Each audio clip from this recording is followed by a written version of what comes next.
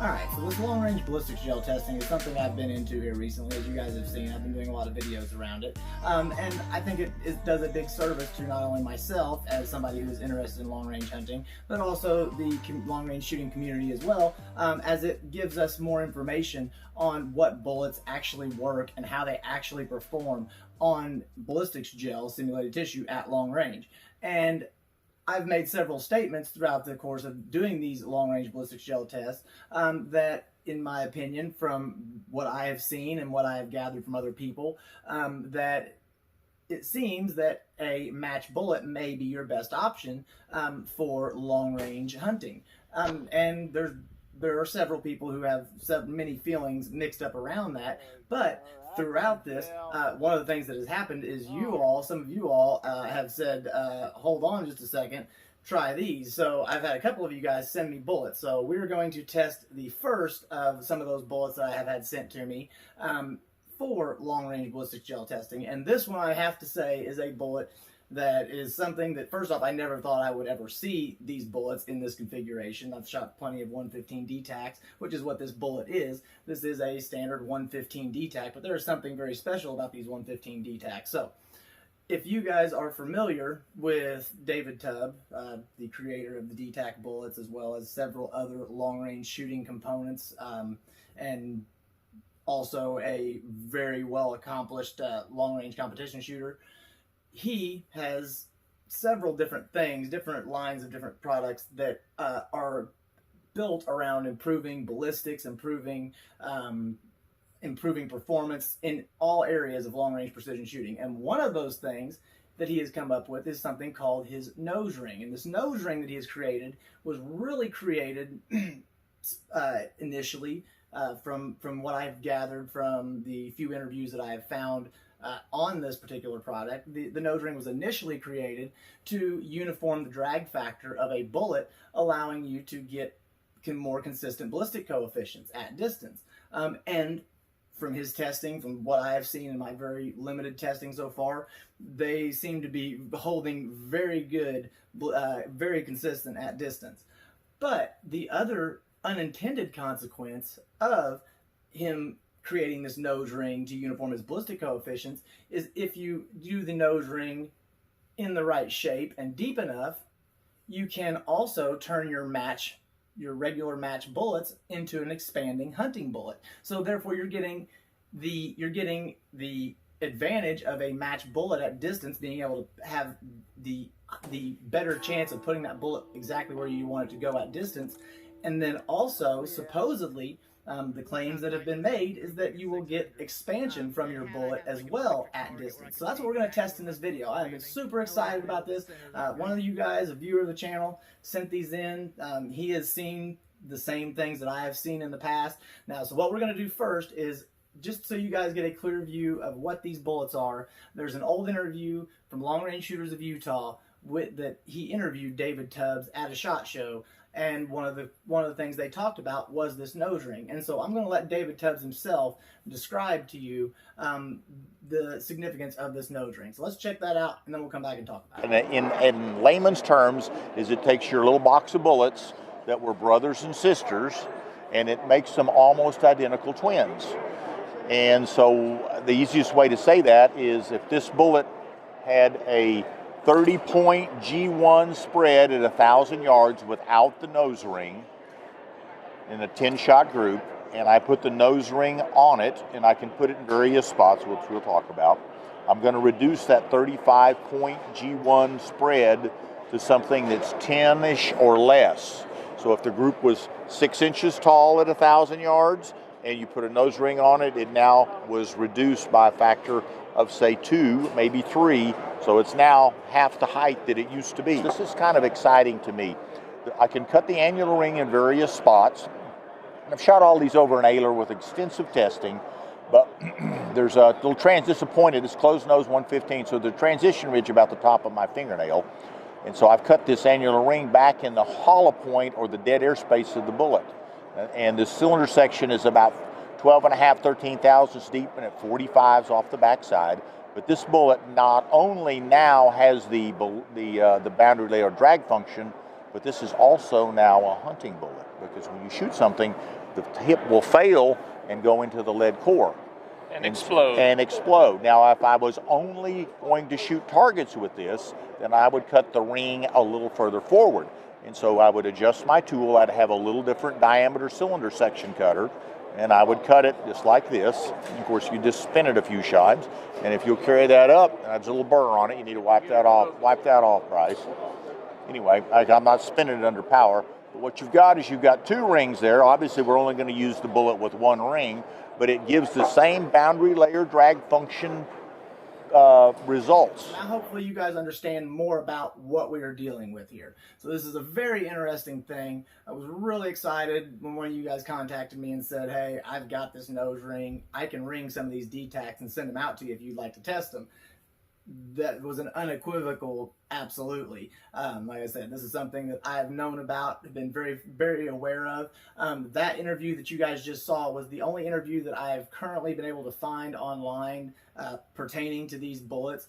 But over the course of the years, there has been a lot of information come out about these and their performance. I know that the Everyday Sniper podcast, I've heard Frank Galley on there a couple of times talk about his experience and what he has seen with these nose ring bullets and what he has seen, the devastation in ballistics gel. So we're going to find out if we can get these same type of results. These things have been ringed. I very closely inspected them. They have been ringed in the same dimensions as what David Tubb talks about in that video to get the expansion out of them. So let's see if we can get these 115 Dtacs. I've never seen these tested. As far as I'm aware, there is no video until now of these things being tested in ballistics gel and to really prove these claims. So let's find out just how they do. Here they go. I had to go check the spotting scope to see where we were grouping at because I couldn't see because there's some weeds growing up in the way and I really can't even see the gel. But now that I see where our group is, now I know where to hold. So.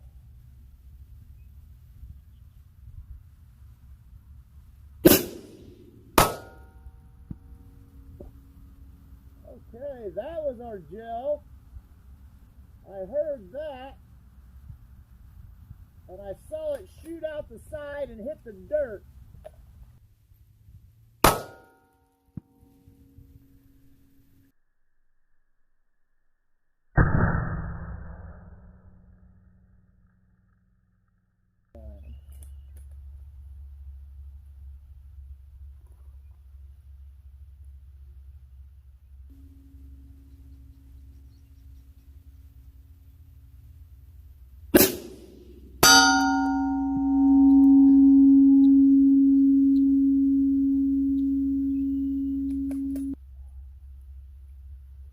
I'm not sure if that was gel. I definitely.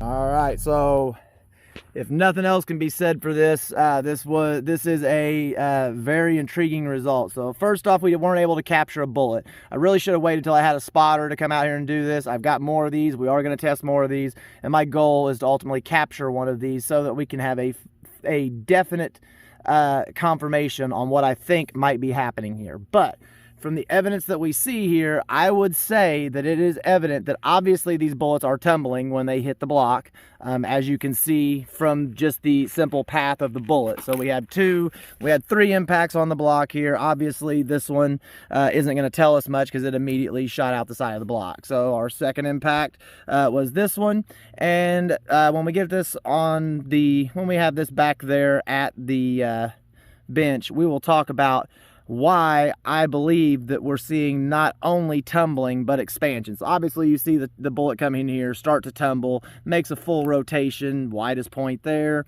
and then straightens back out and continues to tumble before it shoots out the side of the block. So we can obviously tell that happened. But there is more evidence here from this wound cavity, so I'm really kind of glad that both these were on the edge of the block. That actually kind of worked out for this.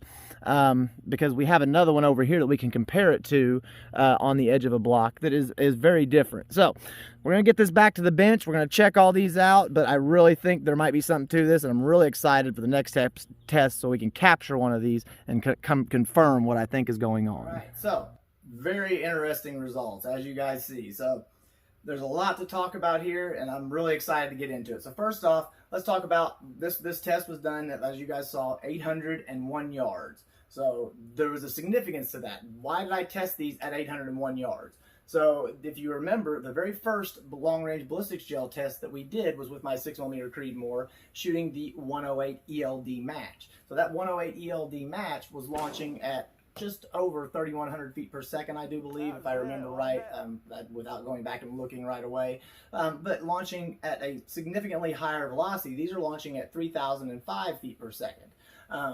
That 108 ELD match had a repeated tumbling effect, which is something we saw with this. There was a repeated tumbling effect. We saw the exact same thing happen with both shots that entered the gel. Now, I actually did shoot this gel 3 times with these. I went out there yesterday with no spotter and set up to do this test. And just so happens where I laid down, there was a big patch of weeds in the way and I couldn't really see the gel. So I was kind of going off my ear and having to go back and look at the spotting scope to see where they were landing. But it would have probably been a little smoother had I had somebody spotting, but we made it work.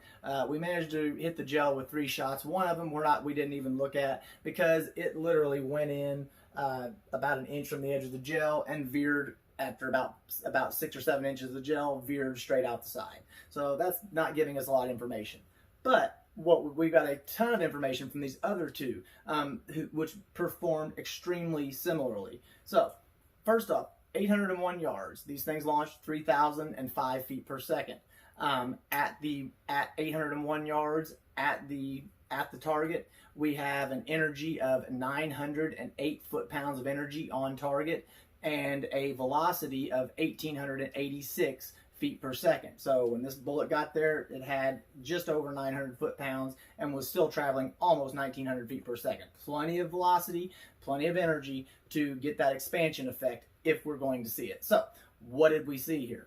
So first off, I mentioned in the beginning the 108 ELD test that we did. So I did that at the same distance, and as we said, that had more energy and more velocity on target.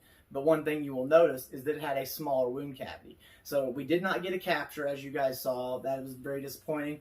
I think one of the phenomenons we're seeing here with these long-range ballistics gel testing, and this is something that is not proven, it's just a theory of mine, I think because of the trajectory, when these bullets are coming down at different trajectories, I think it may cause more of a veering effect, which is making it very difficult to capture some of these bullets sometimes. Because as you saw, both of these, also all 3 of the bullets that entered this gel, veered very drastically. So let's talk about our wound cavities here. So the wound cavity on the 108 ELD that we did at its widest point was 2 inches, at almost the exact same length into the block. Now, one of the big things that was different about that from this widest wound cavity at its widest point that we could measure, and these wound cavities were wider than what we could measure because both of them were close enough to the edge of the block that the wound cavity actually stretched out outside of the block. So we weren't able to get a full measurement of the exact length of the width of the wound cavity.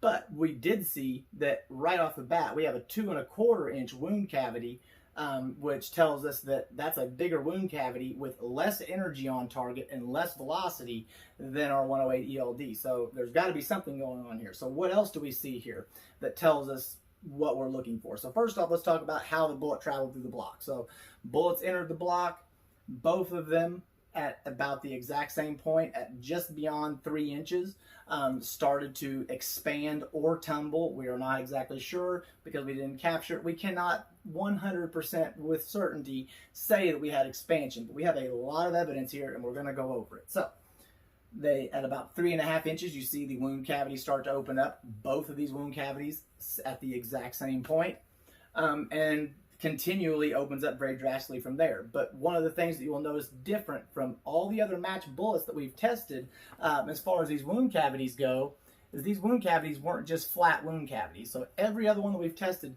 has been, and you've been able to see it as far as the matched bullets go, they've all tumbled. We've all had that same tumbling effect, but they've all been flat wound cavities. Both of these wound cavities have the same shape, and both of them are U-shaped. So when you look at these wound cavities, they're going in and around almost like an L, which is something we didn't see in any of the other things we've tested, which tells me, and this is, like I said, just a theory without a capture, and we are going to attempt to capture one of these, and we'll talk more about how we're going to do that at the end of this video. But one of the things that I believe might be happening is when the bullet enters, because what is supposed to happen, the effect that we're supposed to be seeing is the nose collapse in on itself, causing expansion. But I think because of the trajectory entering the block, the bullets also cannot help but tumble. So because they're tumbling and they're expanding at the same time, you're seeing the tumbling looking wound cavity, but it has curves and is wider because the bullet is also expanding at the same time it's tumbling. And we saw this twice. So this first wound cavity that you guys see here just hanging off the side, it literally ripped a U-shaped piece of meat off the side of the block. Right in the center of the wound cavity. That wound cavity at its widest point measured, I think, 1 3/4 inches.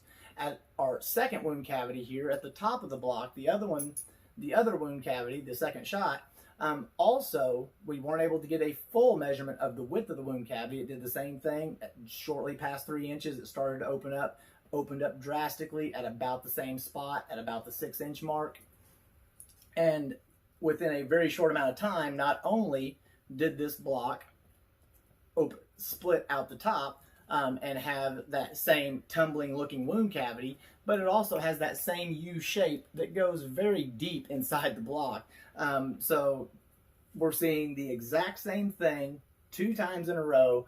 That tells us that right off the bat we can expect repeatability out of these. Now the next thing that we need to do is capture one of these to see if for sure we are getting expansion, which I believe, like I said, there's no way for me to say with 100% certainty, but from the evidence right here that we've seen, we're getting, with less energy on target, a more devastating wound cavity than the 108 ELD. So that is a very promising, that's very promising right off the bat. So the next test, I still have some of these left. Our viewer was kind enough to send me enough of these, so I have enough to do 2 tests.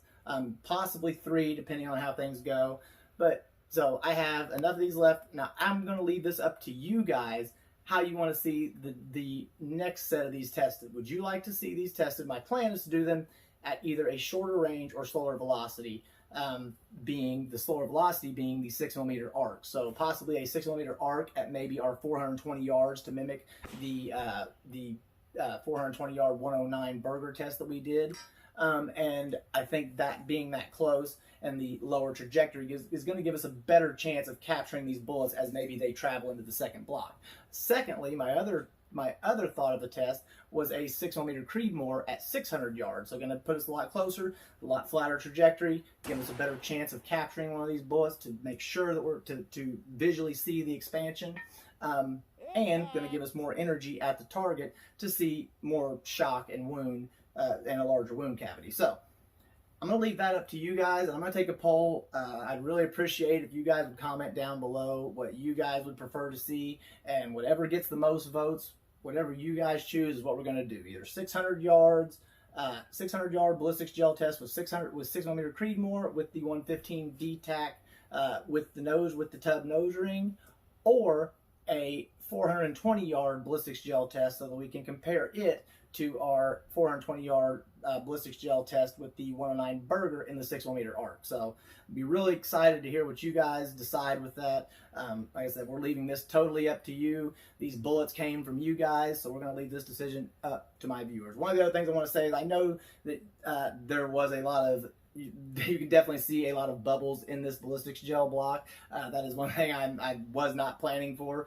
This is my very first time. This particular block you're looking at was my very first time actually melting down a block, and I learned a lot by doing it, and I think the next time I learned what I did wrong to get rid of some of these bubbles. So hopefully the next time we melt a block, I can do it without having so many bubbles, but I don't think that that hindered our test in any way. As a matter of fact, if you look, both of these wound cavities really went through spots where there were no bubbles. So just wanted to put that out there. I am aware that there was some extra bubbles in this block, and I am going to take the steps to fix that if I can. So beyond that, I hope you guys enjoyed this video. Really excited for the next test of these. I think this was an awesome look. We got a bigger, wider wound cavity. It looked to me like we also had more shock on the block when the bullet entered the block than the 108 ELD. So all that leaves me really looking forward to the next test. So I hope you guys enjoyed this. I hope you guys are looking forward to it just like I am. Please leave your comments down below on what you guys would like to see done with the next nose ringed 115 Dtac test. And I'll see you guys next time.